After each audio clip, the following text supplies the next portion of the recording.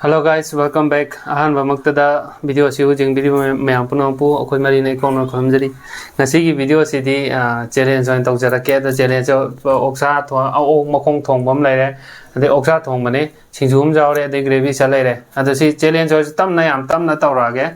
Boba cha punishment lai nong ta jo tawni.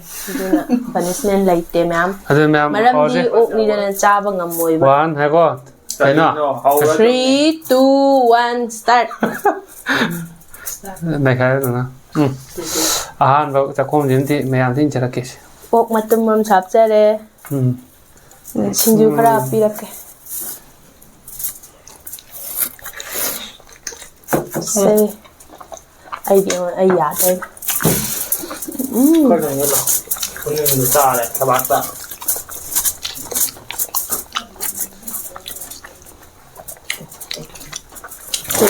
Chẳng ra biến không? Hào ấy à?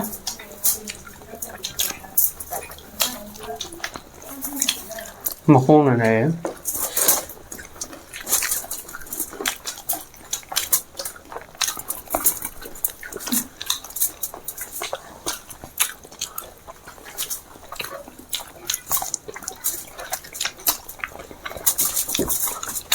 맛은 못 하겠습니다.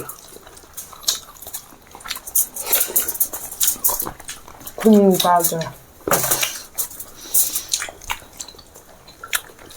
깔려.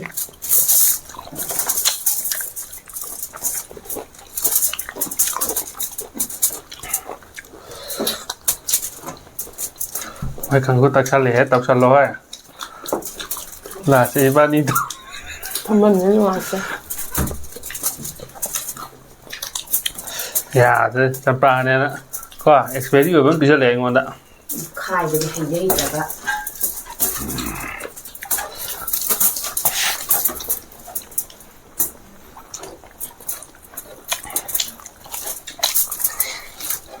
Mà sẽ cái quantity mà nó thiếu quá. Vâng.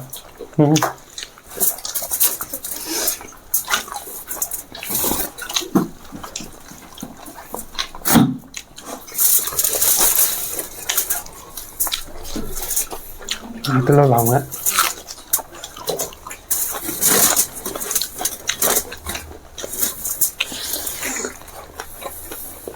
Mấy anh trai hàng trào những hàng trào trào rồi.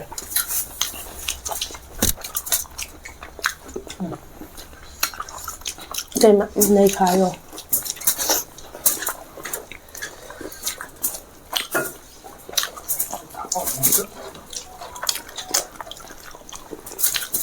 Chặt ra đây là nào. Không có gì đấy. Pali tahan chứ.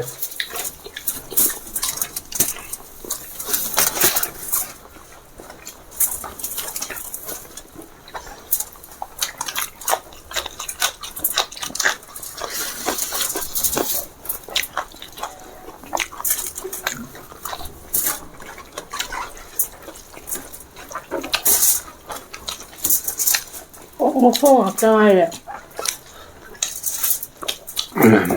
Bây giờ không ăn cắp chân Một khô ca gì à?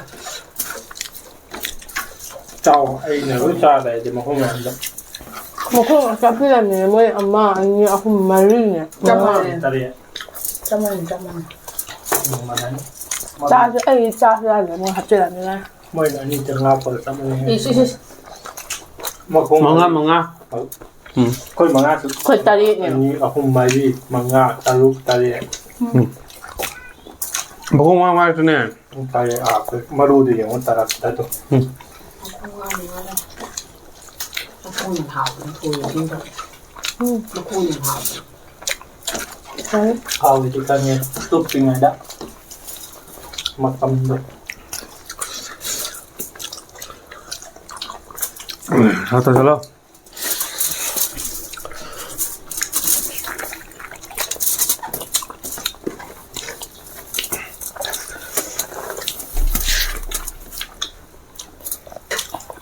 มันเห่าอย่างนั้น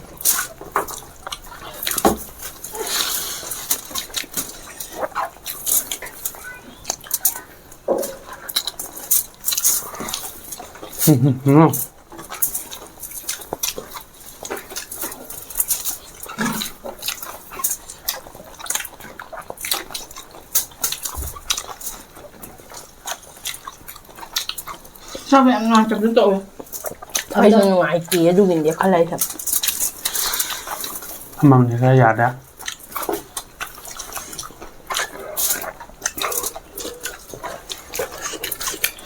Nih, saya dulu. Bentar dong. Sisa dong.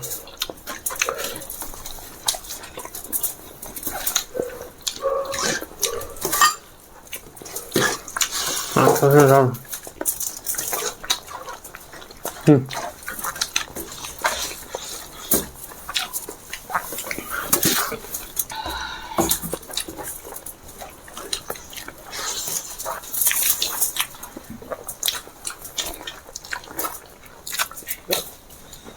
Thì mà tăng mèo đấy.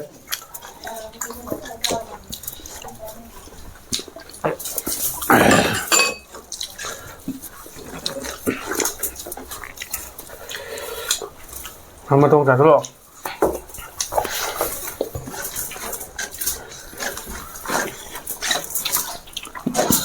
Ngon chân lắc người. Cái này mình hay mình. Để nó lại cho mình thấy. Để thấy ra. Ai là mà con cái lõi nằm xích lè á. Anh là thấy đây mà không thấy ra mới là hấp dẫn.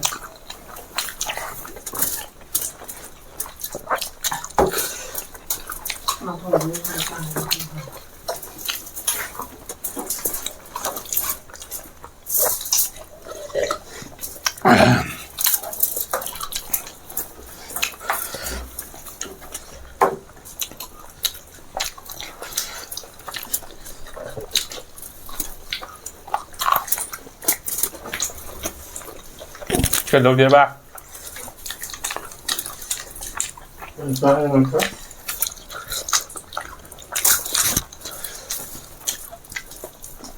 Cô nào anh mà ra để yêu anh đi chẳng ngại mình đi không ngoài. ก็ชื่อรัวแบบนี้เนี่ย Mà luôn đấy, không ra được nào. งานดูว่าหรือ cái gì ăn đủ bình hàng โดนคู่กับเออลูบินทางกับไรค่อยรู้เรียมเรียว Mà tôn của anh. มาตรงว่า Ra rồi. มาตรงว่าเลยรู้ว่า nó ăn cà phê Hôm nay chỉ tàu kia. Anh đi เช่นนี้สุกันวัวกับกับสุปุ้ยกับสุปิส Mẹ thế. nó thực tế thì mấy mà không rẻ มาเชียงชุบเลยแต่เห็นแล้วมันจะง่ายเอาคุยเงินเจ้าไอ้อกมาควงหินเยอะ Cho rồi.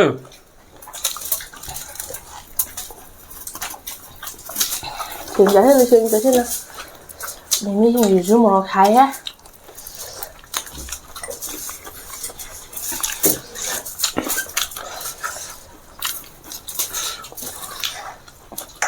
เดี๋ยวมีน้ำตังให้ก็ได้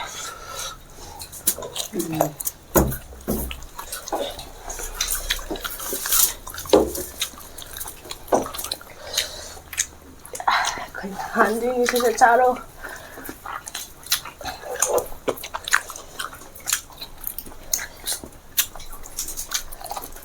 Rồi. Lùi để xì địa Khi mà đun đi kìa. mà đun nó tiền mà tuông nhau chứ Cái ơi bà. xì mà tuông này tu gà ta tới lòng tôi lời dàn này anh lùi xuống ai tu chuyện này đó khơi lùi đấy Lúa. เลย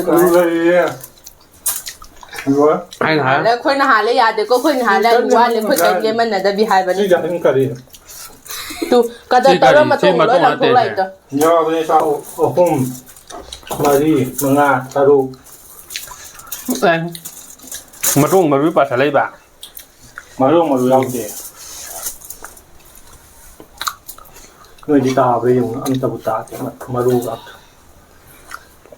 คนมาตรงกันได้ matung ay tulay to ko matung na sine mà tung đã khôi mà tung chấm ăn happy nè alu na sila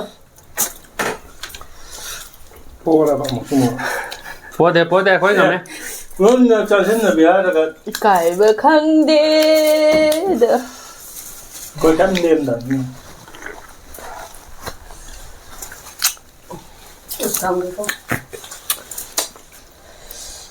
nam sa ba thloi re do mai ki de khoi na khitang di han ma ne do punishment pi pi roi ge moi de le mi ne ba khoi ka nem de ba moi de alu khang le mi ma tong phang ni phajan ta de ba จบไปเจอหาเยอะไว้ แต่หาว่าชุบในเฮียงอ่ะอะdo khoi de di khitang di han le do bu punishment pi roi ge ngam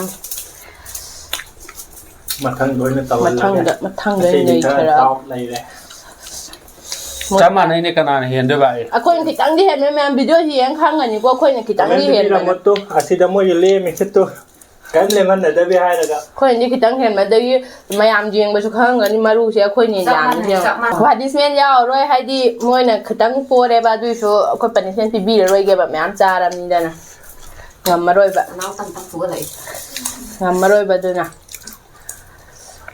ni ma thang nei nei la ge mo se po li khoi kai khang di mang de su poi ma mang de su poi kai ba thế khang em de videoจะใช้เลยใช่ไหม so try again at last successfully video muốn try nói muốn again at last fail hai to mà thằng video nó ngoài vẫn bù lạc cho cái tụi mà cá tá lại tôi đây bye bye cái gì cái bye bye em